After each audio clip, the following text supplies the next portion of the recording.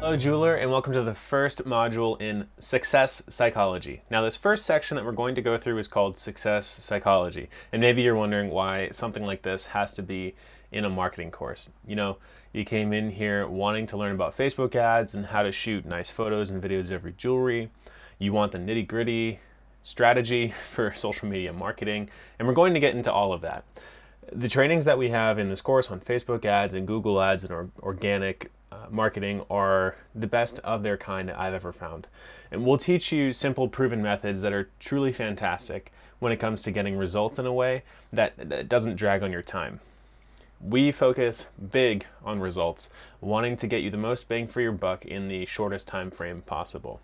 However, after having talked to hundreds of different jewelers and jewelry manufacturers and suppliers, and having worked with more than 40 clients personally so far, what I find happening is that I get the same questions over and over and over.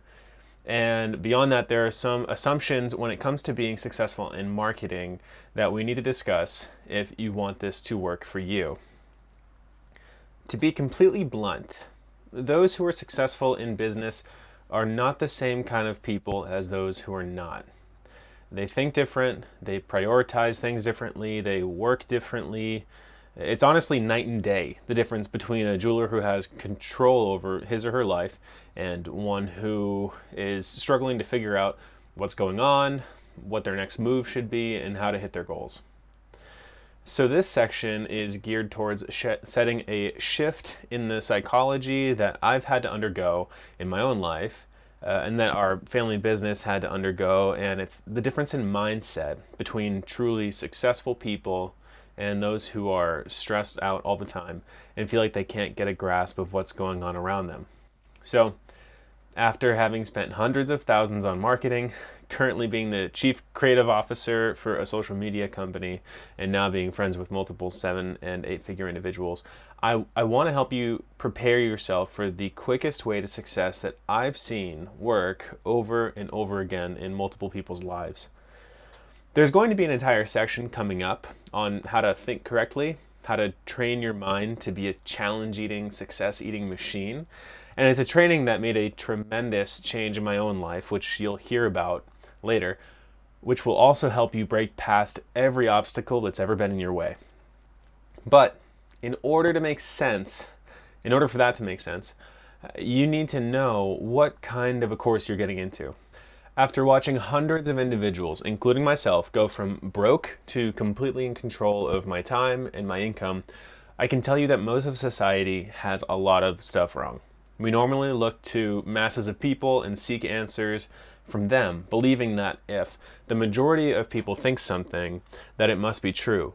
But when it comes to business and honestly most of life, society has everything totally backwards.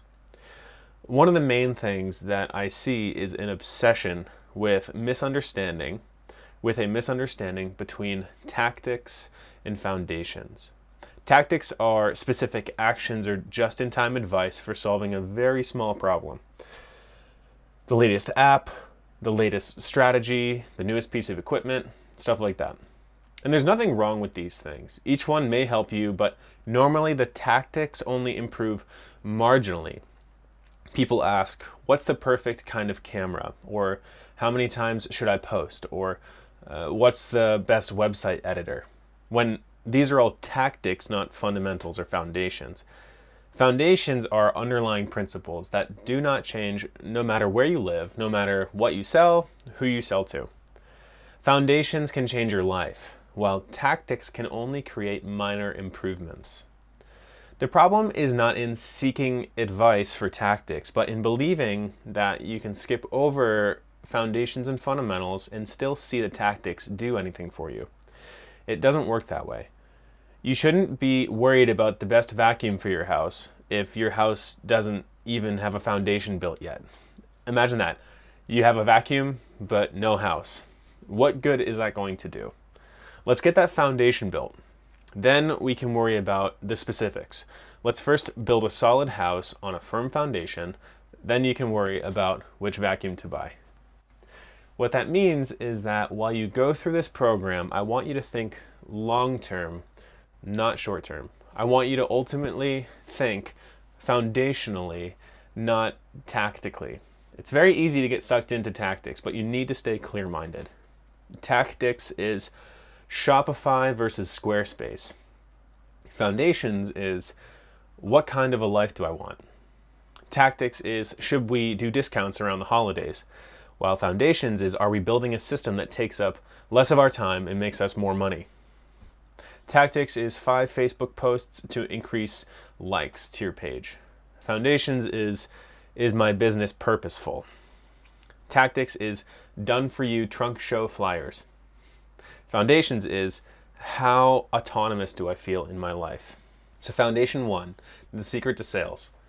Believe it or not, there is a secret to marketing. And it sounds crazy, but it can be very, very, very easy to market something if you follow this simple rule. Market what people want to buy.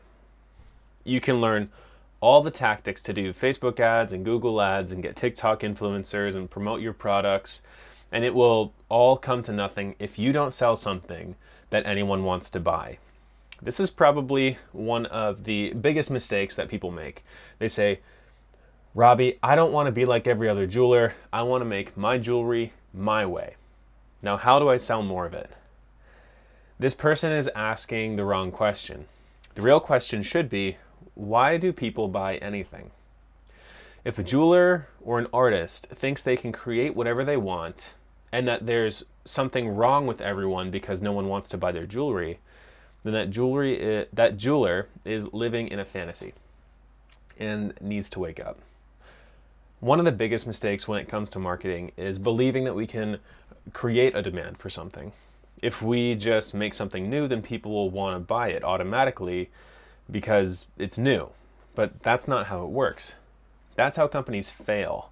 That's how dreams die, and that's how jewelers return to their old jobs, or they keep their 9-to-5s while waiting for their big break to come when some famous person notices their jewelry. That's wishful thinking. And we don't have to be stuck in that loop forever and ever. Here's the secret. People buy things because they have what we call mass desires. Each and every one of us has desires, even right now.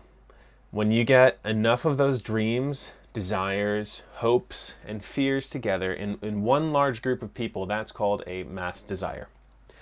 An example could be the mass desire for success. Everyone wants their efforts to lead to a fruitful outcome. Or the mass desire for love. Everyone wants to be cherished. Or the mass desire for respect. Everyone wants to be seen as worthy of admiration. When we're marketing, we are not saying, buy my jewelry or 20% off diamonds, because no one really wants jewelry or diamonds. No one wants any object in and of itself. What they want is what that product does. It's performance. They want that product's ability to give them their mass desire. Think about it this way. Imagine all over Times Square, there's been someone buying up billboard space. And you notice that some guy has taken millions of his own dollars and he's poured it into his company. He's gotten an amazing marketing team who have created tons and tons of content for his social media channels, and his website is an out-of-the-world memorable experience. And you see this guy is getting interviewed on Good Morning America, so you tune in to see what the company is all about. Turns out that he is an MIT and Harvard grad who saved up for years and years and has poured his last 15 years of his life into his new product, which he believes is absolutely revolutionary because no one has ever done what he's done before. So intrigued, you decide that you're going to continue to watch. You notice that he's in great shape. He's one of the most eloquent people that you've ever heard speak before, but you're still awaiting what his product actually is. The host continues to ask him questions about his upbringing, his studies at MIT and Harvard, and his dreams about his life. Then finally it cuts to a commercial, and they say that after the break they'll show what this amazing new product is. You decide to go grab some food for the show because you're so excited to hear all about this incredible, new, groundbreaking innovation that the creator is convinced will completely change the way everybody lives. The host then returns and welcomes the guest. again and says, well, I'm sure we're all ready and we've been waiting for your big reveal. So, what is your product? And slowly the creator reaches into a small paper bag at his feet, and in his hands is what looks like a Tupperware container, and there's something inside. The crowd is completely silent. Everyone is on the edge of their seat. And he opens the lid to the container and slowly picks something white out from the Tupperware. The camera zooms in, and you get a shot of the host looking confused. And finally she asks, "So what is it?" And he replies, "Wet toilet paper." The host, noticeably confused, asks, "I'm sorry, I don't understand." And the creator replies, "For the past 15 years, I've been working on the perfect combination, investing millions and millions of dollars, testing every kind of water and toilet paper out there until finally I have what I can most definitely call the absolute unprecedented best wet toilet paper that has ever been created." Now, this might sound a little crass, but think about it. Could there be anything more useless than wet toilet paper? Not that I was able to think of. Yet this is what so many people do. They hide away in a cave and they keep their inventions secret from everybody, fearing that everyone else is going to try and steal their ideas. And after isolating themselves from everyone, when they finally come out and reveal their amazing product, it's little more than wet toilet paper. It doesn't matter what degree you have. It doesn't matter how much you invested, what your qualifications are, how much work you've put in. If you create wet toilet paper, no amount of marketing is going to save you. It doesn't solve any problem that anyone has. It's thinking from the perspective of a creator trying to get rich rather than a person who's genuinely seeking to help others. And ultimately, it's going to fail. And this is so wildly common. According to data from the U.S. Bureau of Labor and Statistics, about 20% of U.S. small businesses fail within the first year. And by the end of their 5th year, roughly 50% have faltered. After 10 years, only around a third of businesses have survived. And surprisingly, business failure rates are fairly consistent. In 2019, the failure rate of startups was around 90%. According to business owners, reasons for failure included money running out, being in the wrong market, a lack of research, bad partnerships, ineffective marketing, and not being an expert in the industry. However, what if on that talk show, that same guy pulled out a small baggie instead, and with that baggie was a tiny pill that he had proven to healthily give everyone who takes it a perfect body overnight? Guess what? He would be the richest man in the world. He could sell it for $1 million, have horrible marketing, and still be wildly successful. The reason being that he knew what the market wanted and he went and created it for them. Think about it. Are you developing a business that sells a miracle pill or wet toilet paper? And which one do you think is easier to market? This is why in this program we use something called the Sell Before Build framework. This means that before we go and spend tons and tons of money and time trying to develop or market something, we already have data that proves to us that it perfectly solves the problem that people have in the way they want it solved. By implementing Sell Before Build, what you get to do is use what we call validated learning, which is true market feedback to learn exactly what people want and don't want, so that you can pour the brunt of your time and money into products that are easy to market and sell. Now, while most other jewelers are worried that they won't know what people want to buy, and they're keeping all of their wet toilet paper ideas to themselves, you'll be able to quickly move and make decisions in the real world, interacting with real clients and learning 100 times faster. But when we're building something this robust and that works this well, it can certainly feel daunting, which is why I've created a way so that you can really see this happening as time moves forward. With basic math, you'll be able to plan out exactly how much money you're going to make, and you'll know how much work needs to be done for you to be able to hit your goals. And I've created a very simple spreadsheet for you. So I've taken a lot of road trips in my life, and when you're driving across the country and it's nighttime and it's pitch black, What's amazing is that in order to make a 3,000-mile journey, all you really need to see is the small amount of road lit up by your headlights that's in front of you. That's if you continue to pay attention to just what's right in front of you. Before you know it, you'll reach your destination. So if we look at the spreadsheet here, you can plug in exactly how much you're charging for your product and how many clients you're going to shoot to get per month. And it will tell you in basic math how much money you can expect to make if you just continue to follow what's right in front of you, to put in the work and see to it that you get the tasks done.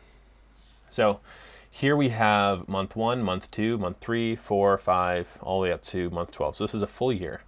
And this, we're just calling it the simple math spreadsheet. And you're going to find this at the bottom of this video too. So there's going to be a link where you can go in and you can make a copy. Simply go File and make a copy, and then you'll be able to edit the things on here. Now, just so you know, there are going to be a lot of helpful tools and spreadsheets in this course.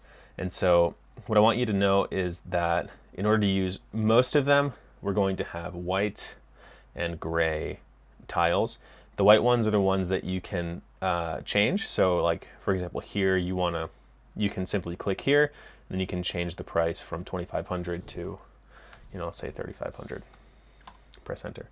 Now what ends up happening is the gray ones all auto calculate on their own. So you'll see this across quite a few of our sheets, that we have white tiles and gray tiles.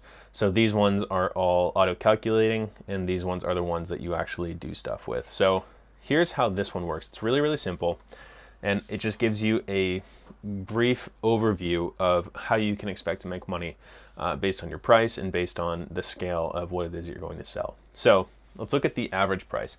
Let's imagine that the average price for a sale for us is $2,500 for a particular offer.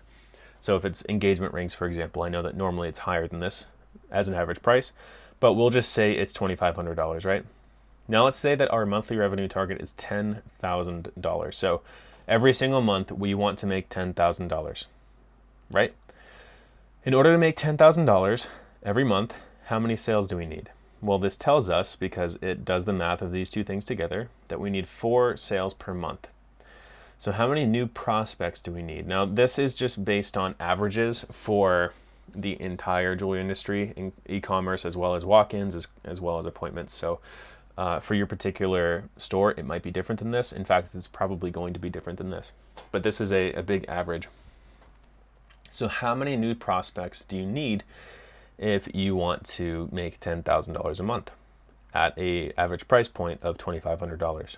Well, 40. So we need to get 40 new people, 40 new eyes, or possibly 40 old customers to be able to see this offer. Okay, so how many is that per day? 2. And then what does our annual revenue look like if we just do this for 1 month? $10,000, right? And then it automatically calculates so that if we do this every single month for an entire year, that's how much we're going to make, $120,000. Okay? Now let's say that the average price is, so I was talking to a jeweler recently, I said, what is the average order value for a piece of custom jewelry? And she said it's $3,500. So let's say that it's $3,500 now. So how many sales does she need to make per month? 2.85, or under 3 sales, so less than 3 sales a month, and she'll still be able to hit her $10,000 goal. So that means that she needs to shoot to show off her store, her offer, her marketing, and get this many people to see her offer that she has. So that's 28 or 28.5, 29 people. So we'll just call it 29 people. And so how many people do we need to have looking at the offer per day? 1.4, 1.5, we'll just call it 2. I like to round up. And then if we do that, if we get 2 people every single day seeing our offer, then we will be able to hit our $3,500 mark and be able to sell 2.8 sales per month, which is obviously not a very robust number. But what you can also do here is, let's say that your average order value is $2,500 and you want to make $20,000 a month, okay? So now you know you need to make 8 sales, which means you need 80 people going to your website or seeing your offer or being told about your offer, which means you need to have 4 new prospects per day. And a prospect is more than just a person who drives by drives by your store and sees that your store has a sign. We get into defining what all of these numbers mean later on, so don't worry too much about that.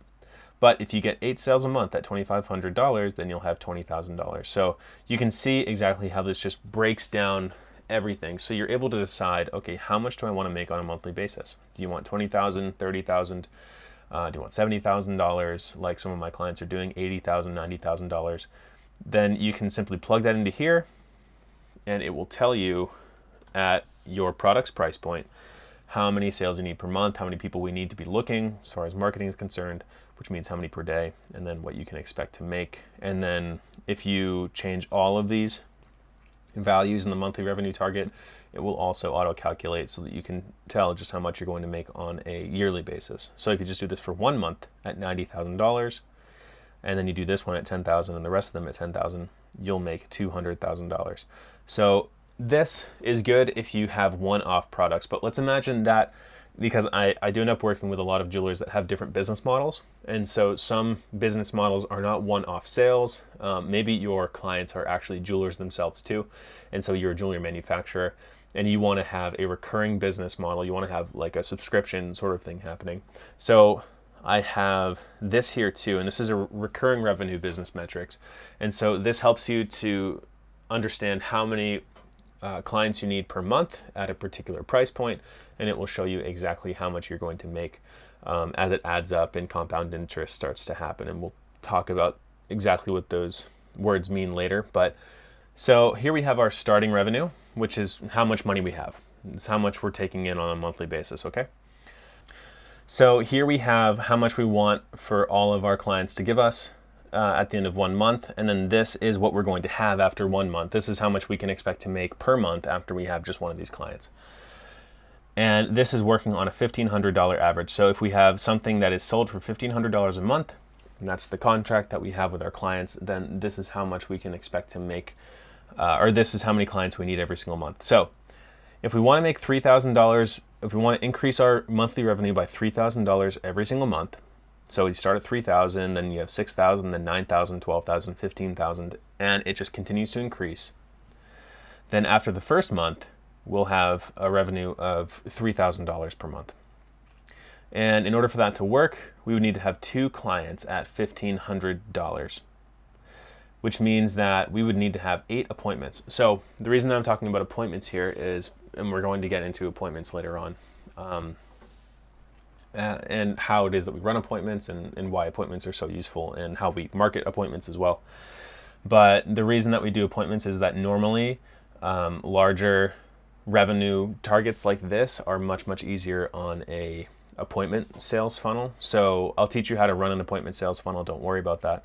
But when it comes to these larger revenue targets, it's going to be much easier to sell something that's at a higher price range, like $1,500 per month, if you can get in a one-on-one appointment with people. So how many appointments are we going to need if we want to have 2 clients? And we have an average of 1 in 4 conversion rate. So 25% of the people that we talk to in an appointment end up buying. So if we have 4 people that we have appointments set up with, and only 1 of them ends up buying, how many appointments do we need per month to hit our goal of an extra $3,000 a month in revenue? We need 8. So how many do we need per day? How many appointments do we need? 0.4, which is less than, so that would be like 1 appointment every 3 days or something like that. And then our annual revenue, if we just keep it here, we don't do any more work for the rest of the year, we'll make $36,000. Now, how do you change this? Let's imagine that it's not $1,500 that we're charging for our service. Let's say it's like $100 or $200. Simply click here and then go up to this D10, and you can change this 1,500 to, let's say, 250, and press enter. And now if you have something that is $250 instead, then if you want to make $3,000 per month, and then you're going to need 12 clients, because 12 times 250 is going to get you to 3,000, which means you're going to need 48 appointments, which means you're going to need 2.4 appointments per day. And that'll give you, again, $36,000 in revenue for an entire year if that's all the work that you do. So I want you to go and just play with this, and you're going to have access to this, but you need it to fit your particular business. But by doing this, you're going to be able to have a really good outlook on, okay, how much money do I need? How much work do I need to do in order to get the money, and how do I hit my goals really, really quickly so that I can focus on what matters, so that I can get those goals done. And this is truly up to you about how much money do you want to make. So think about it. Would you rather spend years and tons of money creating a business you're not even sure about? Or would you rather cut your time down significantly and create things people actually want and quickly rise to the top of the industry? Again, we do this using what's called validated learning, which is getting real feedback on real products, not just words or people saying, yeah, that's a great idea, but actual sales and actual rejection. Words and research are great for when you're just starting out, and I'll help you launch with market research, but then it's time to graduate from there and interact with real people in the marketplace, where either they buy from you or they don't. But what do we offer people? If we want real feedback so that we can offer people what they really want, what are we supposed to sell people to get their true validated feedback? So we know, hey, do you like this or do you not like this? We offer, or we sell, what's called a minimum viable product. And a minimum viable product, or an MVP, is what we call the least time-intensive product you could possibly develop that gets your client the transformation that they're looking for. If you want to know if something works, the only way to figure it out is to try it. So we need a product to market. Let's say you want a line of jewelry. Well, you can go out and you can create that line, or even just one piece from that line, as quickly as possible and see if you can get anyone to buy it. Or what if you're looking to offer a new service, such as a jewelry rental program? Well, you could get a loan, create a ton of high-end jewelry over the course of a year or two, do a massive marketing campaign to all of the 500,000 and a year above clients in your area, create a membership site with an inventory that matches jewelry to particular occasions and has a calendar with the availability of each piece, and try to start taking orders. And then after 3 or 4 years, finally see if that's actually what people want. Or you could take 4 pieces of jewelry you already own, partner with a gala or a very high-end restaurant, and ask the owner if they have any large events or fundraisers going on, and then create a super simple one-page website with pictures or videos of your pieces and how they're to be worn, and have it sent to the attendees on an email attachment along with their registration to see if anyone wants to take you up on wearing your high-end jewelry for a low one-night fee. That way, you took one day to create a site and test the product rather than wasting years and years without knowing whether or not it would work in the first place. We want real, actual, validated feedback from real, actual clients. And the longer we take to get feedback, the longer we take to figure out what they actually want. This is why we create our minimum viable product first. So we've attached a worksheet for you to fill out, which will help you to begin thinking in terms of an MVP and how you might craft one to get your first desired situation hypothesis. The key to success is figuring out what the perfect product is. The key to figuring out what the perfect product is to create many MVPs, which you get real feedback on from real clients. That means that we want to move as quickly as possible to get real feedback. The word to remember here is agility. So let's just go ahead and take a look at this MVP worksheet real quick. So first, answer the question, what is the niche? So this is your niche in particular. So who do you sell to?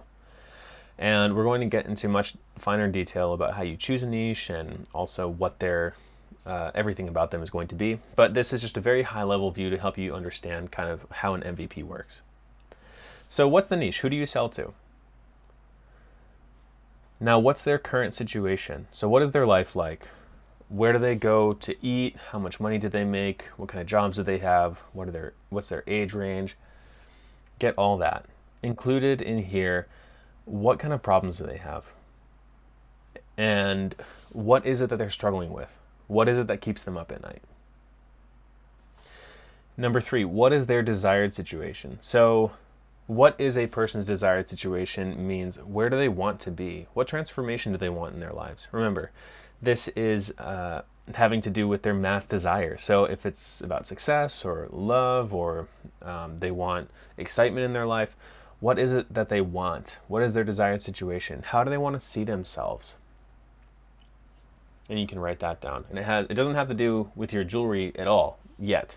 That's not what we're concerned with. All we're concerned with is what is their desired situation.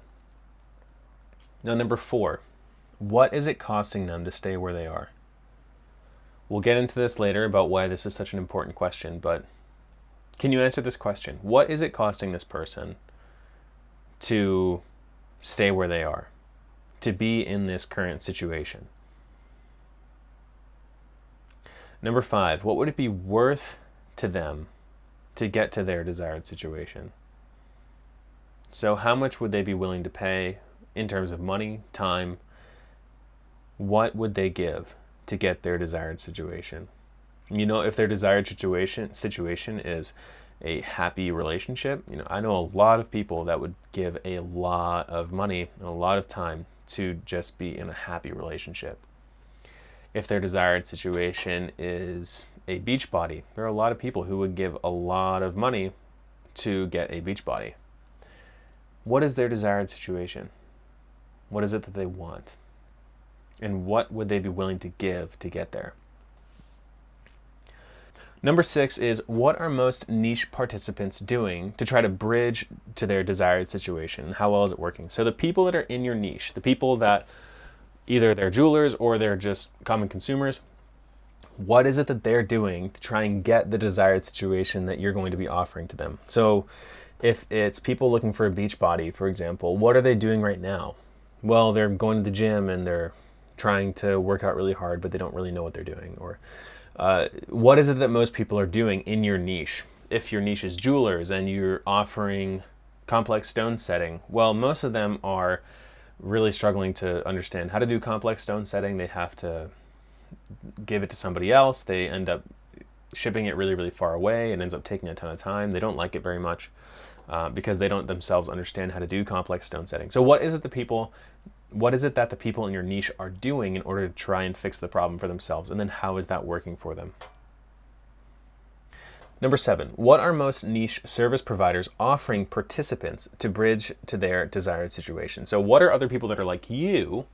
What is it that other service providers, so either jewelers or, what is it that other jewelers are doing in order to fix this problem for people that are in your niche? How well is it working for both the participants in the niche and also the service provider? So how well is it working for other jewelers? Do they have a solution that really works? Is there one? Number 8, what are the niche participants who are crushing it doing? People that are in your niche, not the jewelers themselves, or if your niche is jewelers, then the jewelers themselves. And how are they bridging the gap to their desired situation, and how well is it working for them? And how is it different than what most other people are doing? Now, once you've completed this MVP worksheet, and I just want you to go through this and fill this out to the best of your ability right now based on what it is that you have thought of in your mind. And once you've completed this MVP worksheet, it's time to craft your first niche offer result hypothesis. And we'll get into what that means later on. But you now have an idea of a niche, which is who are the people that you're trying to solve. You now have an idea of a result, which is the desired situation that they want to be in, and an offer, so a product or something that you can sell them. And that is a hypothesis that we're going to use as an MVP to go out to the market and get validated feedback. The key to success is figuring out what the perfect product is. The key to figuring out what the perfect product is to create many MVPs, which you get real feedback from real clients. That means that we want to move as quickly as possible to get real feedback. So the word to remember here is agility. Agility, or agile, fail fast is the principle of freely experimenting and learning while trying to reach the desired result of your niche. We want to be as quick, as agile, as flexible as possible. And this is a huge, huge benefit about being a small business over being a huge international business. You're able to make decisions quickly, to learn fast, to make mistakes, and then to change your direction to a new offer. You have the upper hand when it comes to creating the perfect product over and against bigger businesses. One of my best friends from Berlin is named Amr. He's the design sprint lead at a company called AJ and Smart in Berlin. I actually turned down an offer to be their media creation guy, but I highly suggest that you check out AJ and Smart because they understand the need for speed in today's environment better than anyone that I've ever met. Huge, huge companies and small startups alike will pay them 63,000 euros for just 2 weeks worth of work. During those 2 weeks, the company will send a small team of people to Berlin where they run a design sprint. In that amount of time, they're able to conclusively figure out with validated learning whether or not a product or service is going to be a massive success or a massive flop. In doing this, they save these companies incredible amounts of money and time and even years of pain and suffering that they would have otherwise gone through. In this program, I'll teach you the principles of doing the same thing for your own business so that you never have to waste your time worrying about your product or your business being a flop again.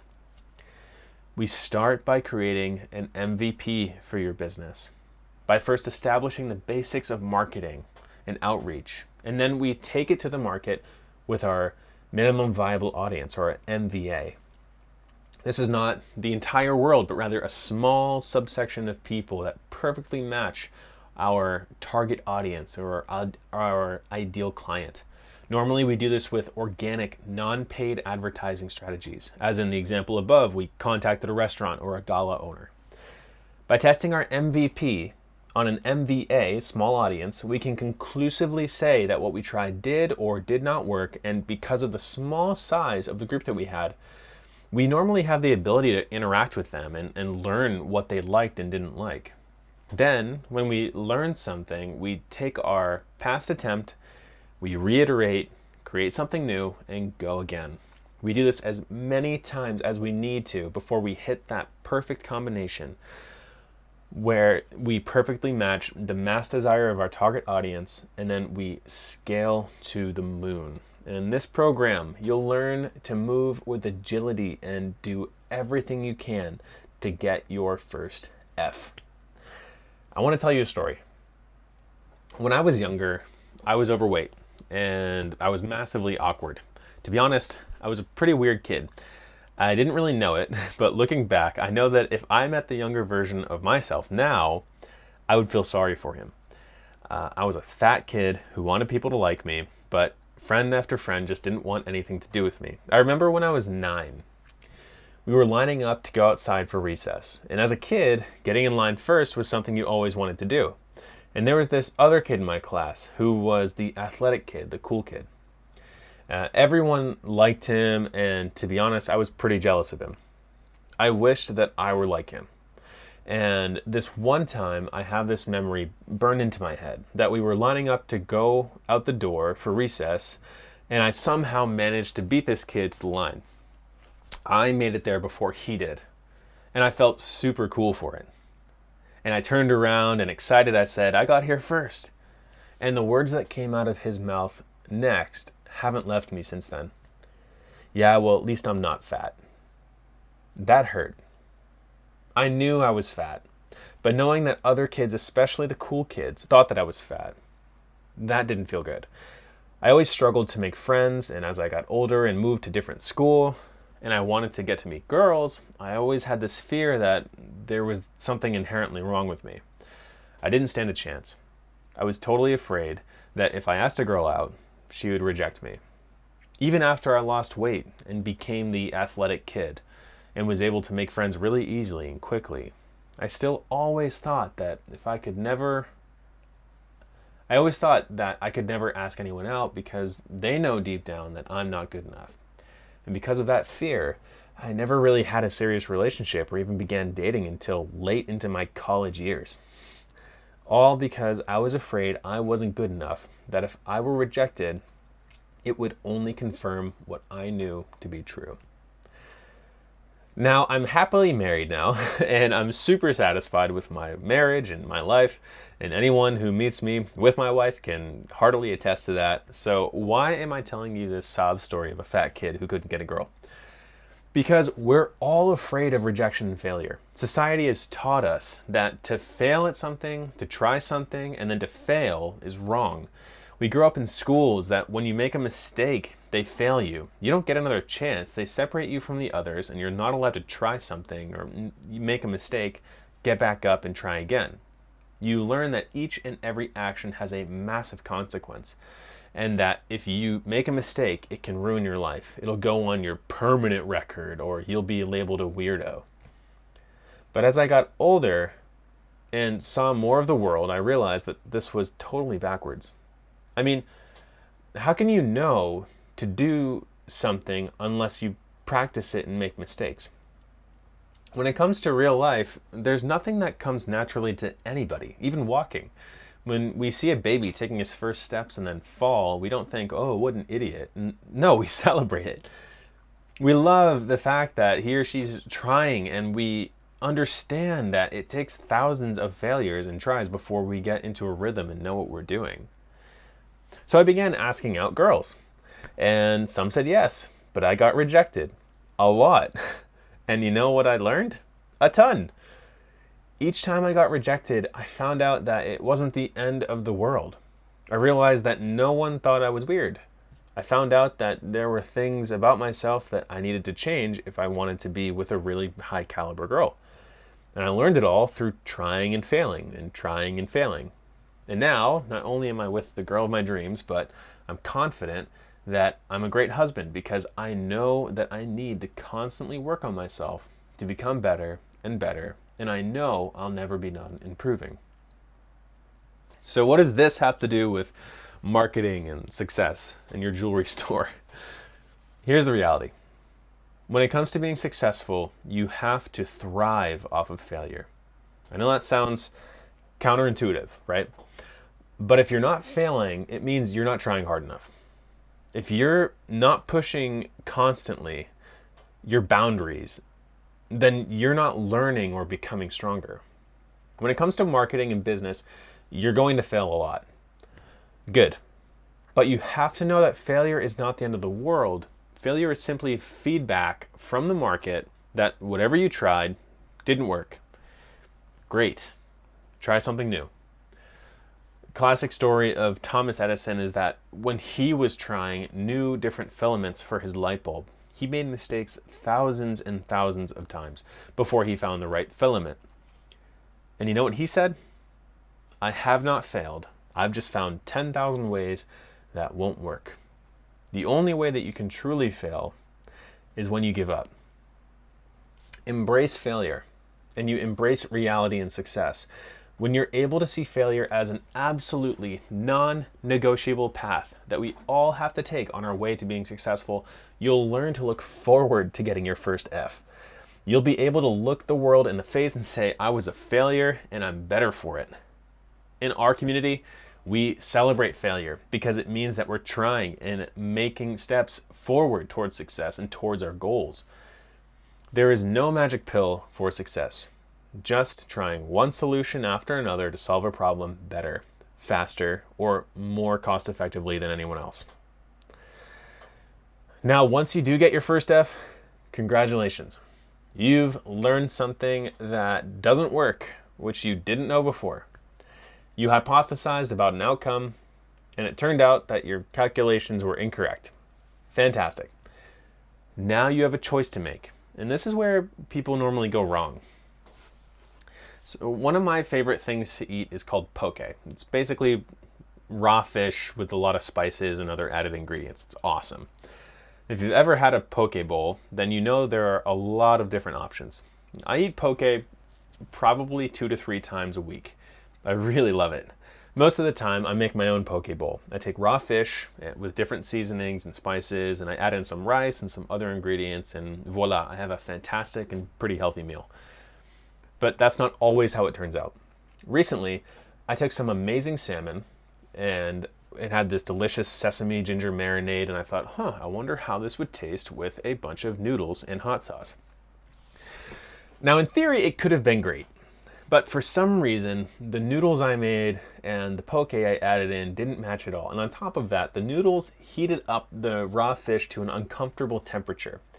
And the poke cooled down and the noodles, so I had this lukewarm bowl of mismatched flavors that smelled and tasted pretty nasty.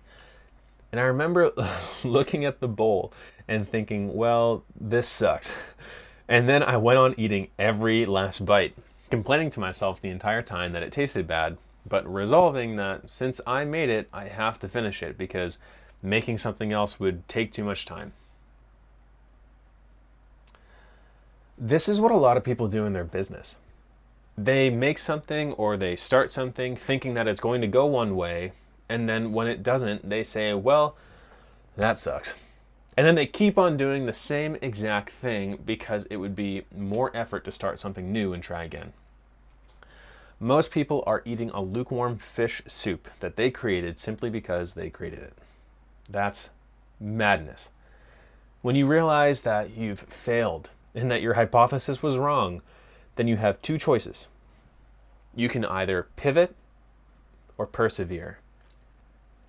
If you get to a point where you've hypothesized something and it's wrong, one choice is to pivot. That means that you keep one foot planted using the same basic data and research that you've used, but create something new or different, a different hypothesis. So if you hypothesize that customers would love a jewelry cleaning punch card, and then it turns out that no one wants a punch card to clean their jewelry, then you can pivot and say, okay, people don't want a punch card to entice them to come in and clean their jewelry, but what else might work? And then you try something else out. There are 1,000 different ways to pivot, but what's important is knowing when it's the right time and doing it quickly. The choice to pivot is to take the existing failed hypothesis and replace it with a new one to test out. A lot of jewelers weren't prepared when COVID hit, and their hypothesis about business working by foot traffic alone was proven very wrong quickly. If a business pivoted and created an easy-to-use avenue online for their customers so that it was virtual, then they were able to stay afloat and even take customers from other jewelers who didn't pivot. If they didn't pivot and decided that to try something new was too hard or too time-consuming, then they also felt the effects of that as their customers went elsewhere and they lost money at an alarming rate. You can probably remember this. So another choice is to persevere. If you have a hypothesis and it doesn't work out, but you truly believe that there's a chance that it will, given time, then you choose to persevere. Let's use the jewelry cleaning punch card as an example again. If you decide to persevere, then that looks like making it easier to get the punch card, increasing awareness of the punch card, creating more marketing assets about the punch card, reaching out to more past customers about the punch card and asking them what can be improved about the card, etc. The choice to persevere means you're going to take the existing hypothesis and simply improve it in some way and test it again. There is a time to persevere and there is a time to pivot, and it takes an open mind and the ability to see beyond this present moment to make the decision as to which choice you should make. So, now that you know that the secret to sales is marketing something that's easy to sell, in order to have a product that's easy to sell, we use what's called the sell before build method. In this method, we create a minimum viable product, which we then try to market to real customers so that we can get their validated feedback. The only way to get the perfect offer is to test it against the real market, so we'll need to make many changes based on what the market says to us. Because feedback, or getting feedback, is the most important thing, agility and speed are our goals. And the quicker that we can create MVPs, the quicker we can iterate and reiterate to create better, more valuable offers for our customers. This means we should be striving to fail fast. Society is wrong. Failure is a good thing because it is feedback from the market about what they want and don't want from you. And once our hypothesis fails, we have the choice to either pivot or persevere and create a new and better offer to test against the market. Over time, this ensures that the products that we're offering our customers are proven to be exactly what they want. Because it's what they want, these offers are really easy to sell. And because of that, marketing will be a piece of cake.